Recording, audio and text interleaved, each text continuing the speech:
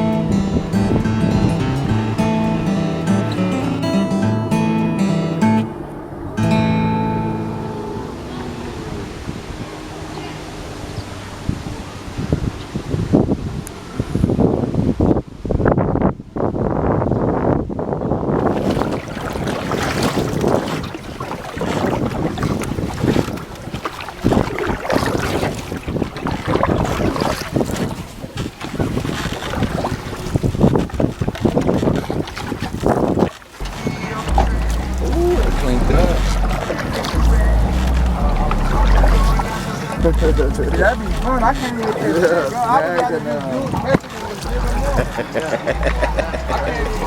I just try to catch it on.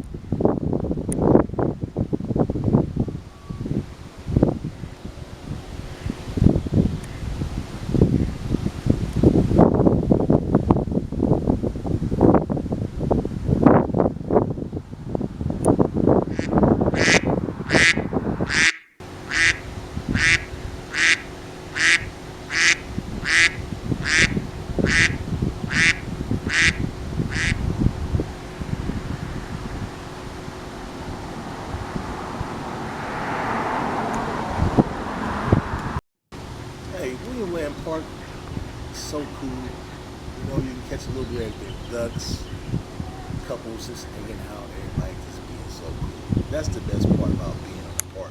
You know, you just relax. And while you're relaxing, you can get beautiful animals like this just flopping around, taking baths over the river, taking baths in the lake. You know, these guys are real cool. They didn't come up begging. They were just coming to chill. Like, hey, what's that camera about?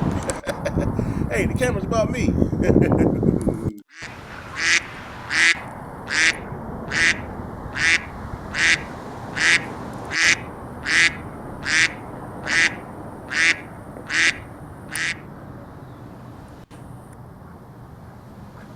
You even got families over here chilling with their kids, putting posts together, having a lunch. Hey, that Subway. Hey, got the coupon.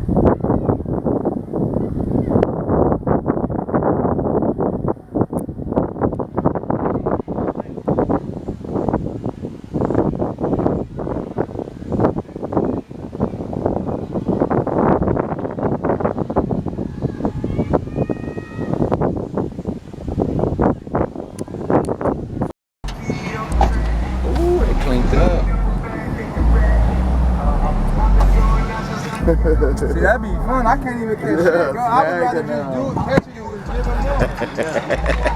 I can't even do it. I just try to catch it on.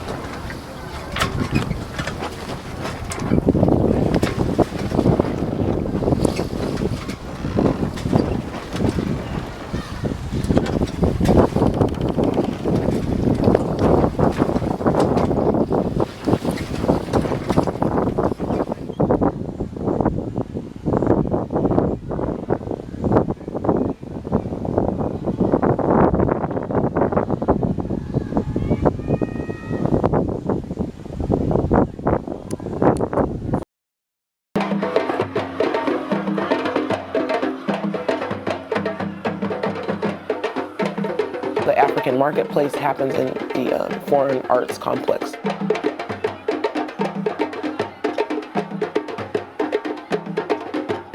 It's not just a museum, it's also a space for community.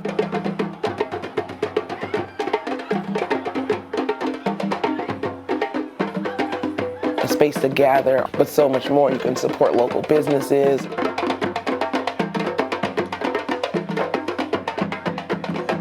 So there's this community here that is, we're supporting one another.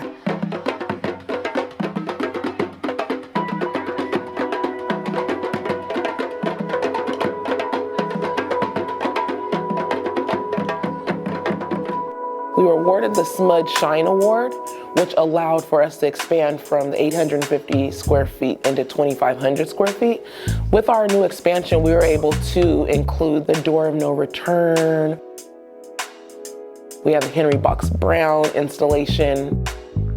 We have the Dunlap Room. Literally every corner I turn, like there's something that, some information or something that blows me away. But I'd have to start when you first walk in, the installation from the artist Lee McCormick. Southern tree. I feel like it was one of the best pieces of work that I've done thus far, and it's really a privilege and honor for it to happen here. Every night I was like, after a whole month plus doing it, you're like living the experience too. It felt like I was kind of like on the ship or trying to figure out how people could survive something like that. I don't know if I could. I don't know how I would have handled it,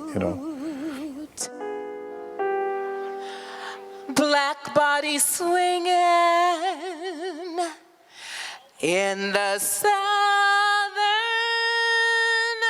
breeze. Artists, they have a really great imagination, and sometimes they could see us out of the situation that we're in. And that's another reason why this museum is so important, because the historical, but also contemporary. So there's this conversation between where we've been and where we're going. I do like making art that pertains to culture, as well as like my personal journey as a person. Shona has helped me bring my artistic life into the next level as far as getting paid for doing art versus getting in trouble for doing stuff like spray painting on places and doing all that type of stuff when I was younger. The museum has always been in my life. I actually came to the museum for the first time when I was in 3rd grade. We don't see places like this. I have family that come in here and almost break down in tears because it's so much energy that's intentionally placed here for us to feel. Celebrating the legacy of African Americans, that's very important to me. African American history is American history. It's world history, and we need everyone to celebrate that, no matter what race, and be happy and proud about the legacy that these historical African American leaders have paved. There are many parts of this I'm excited about, but you know what I'm most excited about? The fact that you, Shona, have had the vision to say you are going to create a docent program for young people. I help coordinate our special programs and currently our youth docent program. Our youngest docent is a middle schooler. Our oldest docent is first year college. They're actually sharing information that we collectively researched together. We verified together. We help put together displays. There's a lot of sweat equity out there. When you do come and speak with our docents, you'll see that they are very willing to share the knowledge that they've obtained. When I hear the word docent, it doesn't sound all that exciting, but we as docents have the power to influence what people think of their history and of themselves. I think it helps having youth being the docents rather than adults because we're more approachable.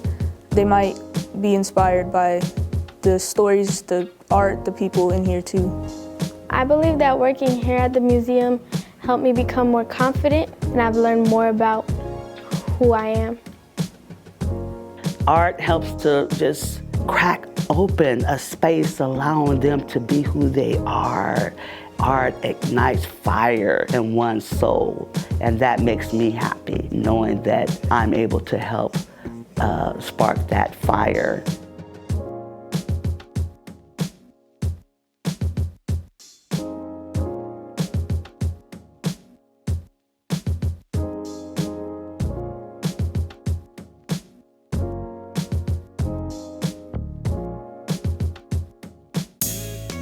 Log in and tune up to what's next with the Hood Chef, Jay Pooh.